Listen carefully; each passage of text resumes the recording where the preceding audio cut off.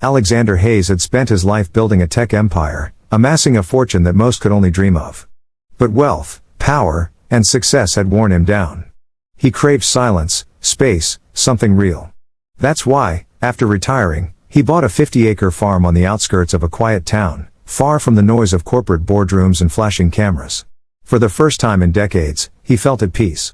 His days were filled with simple pleasures, tending to his cattle, planting vegetables, sipping coffee on the porch as the sun rose. It was a world untouched by modern chaos. Or so he thought. Because Alexander wasn't alone. The farm bordered a gated community, home to pristine houses, manicured lawns, and Beatrice Monroe. She was the self-proclaimed queen of the HOA, a woman obsessed with enforcing rules, even when they didn't apply. And Alexander? He was her worst nightmare. At first, it was just passive-aggressive letters, little notes about his unsightly barn and nuisance animals. But it didn't stop there. She watched him. Every single day. From her window. From behind her hedge. Binoculars in hand. Alexander dismissed her at first, just another bored suburban tyrant. But then, strange things started happening. And soon, he would realize, this town wasn't what it seemed. At first, Alexander found Beatrice Monroe more annoying than threatening. She was just another HOA tyrant with too much time on her hands. But soon, her petty complaints morphed into something far more unsettling. It started with the constant watching. No matter the time of day, she was there, standing at her window, peeking through hedges, jotting down notes in her worn leather journal. At night, the feeling of being observed never faded. Then, things escalated. Alexander began finding footprints in the damp soil near his barn, small, deliberate, leading right up to his door. But never away.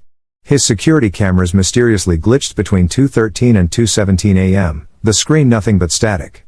Then, one morning, his prize goat was dead. Not attacked. Not eaten.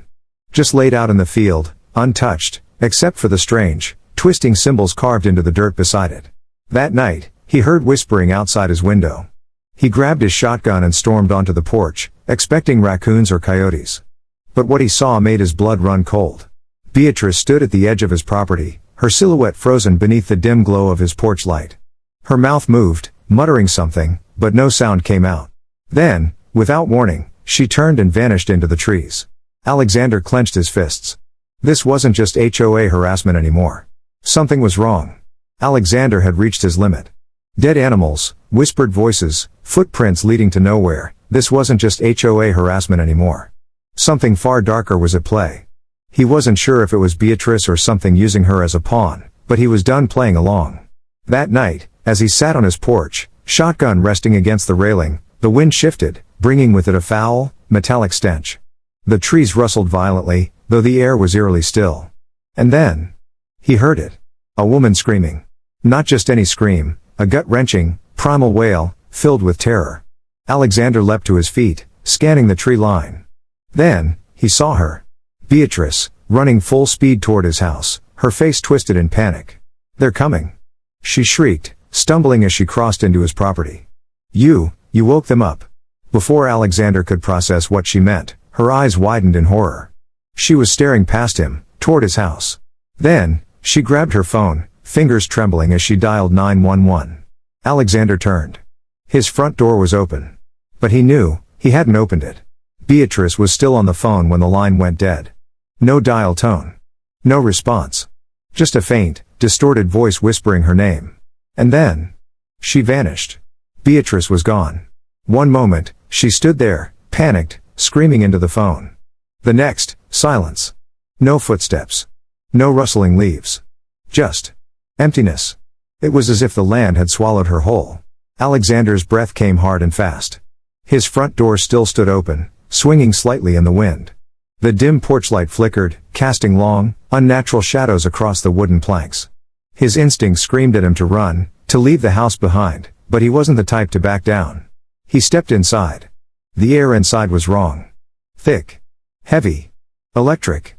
Every hair on his body stood on end. Something had been here. Something still was. Then, from the kitchen, a noise. A slow, deliberate scraping sound, like nails dragging across wood. Alexander's grip tightened on his shotgun as he moved toward it. He turned the corner, and froze. Beatrice's notebook sat open on the counter, pages fluttering despite the lack of wind. The ink on the last entry was still wet. We shouldn't have dug it up. It's waking up. Then, the house shook. The lights burst, showering the room in shards of glass. A deep, guttural voice rumbled from the walls. You let her watch too long. And then, the whispering began again. But this time, it came from inside the house. The whispering surrounded him. It wasn't coming from the walls anymore, it was inside his head.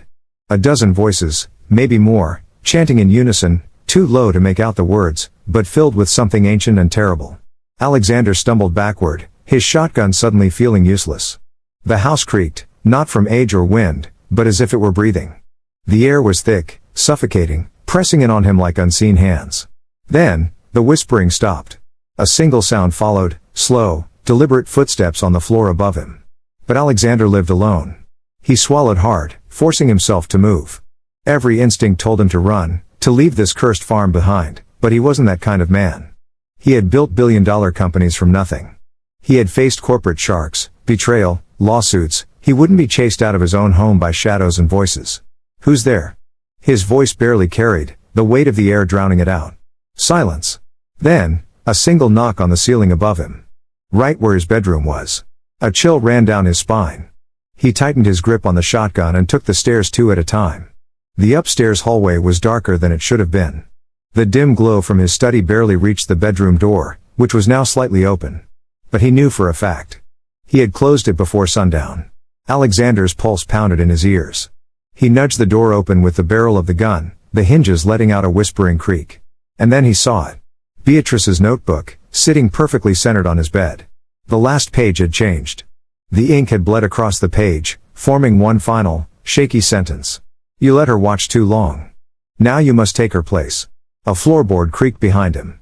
Alexander spun, shotgun raised. And the lights went out. The last thing he heard before the darkness swallowed him whole was a voice, right at his ear, Beatrice's voice, but wrong. Twisted. Hungry. It's your turn now.